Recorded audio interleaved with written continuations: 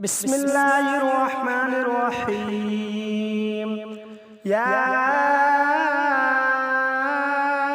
أيها المزمل قم الليل إلا قليلا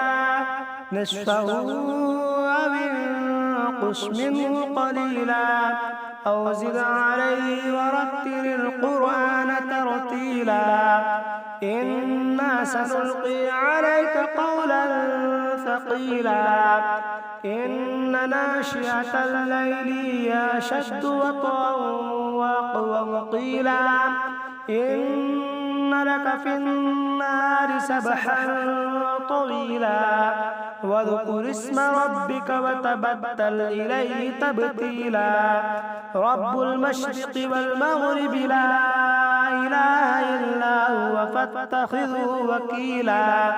واصبر على ما يقولون واهجرهم هجرا جميلا وذرني والمكذبين أولي النعمة ومهلهم قليلا إن لدينا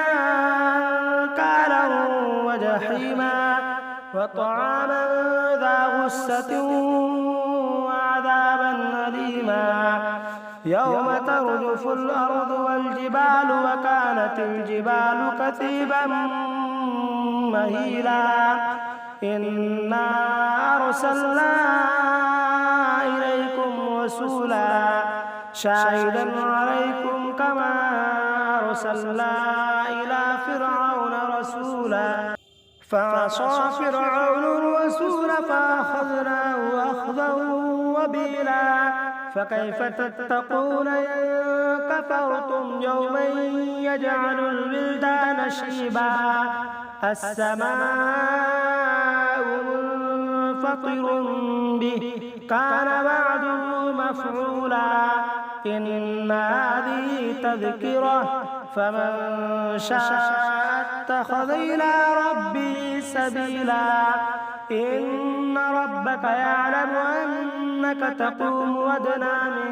ثلثي الليل ونصفه وثلثه وطائفة من الذين معك والله يقدر الليل والنهار علم أن لن تحصوا فتاب عليكم فاقرؤوا ما تيسر من القرآن علم أن سيكون منكم مرضى وآخرون يضربون في الأرض يبتغون من فضل الله وآخرون يقاتلون في سبيل الله فاقرؤوا ما تيسر منه وأقيموا الصلاة وآتوا الزكاة وأقرضوا الله قرضا حسنا وما تقدموا لأنفسكم من خير تجدوه عند الله وخيرا وأعظم أجرا واستغفروا الله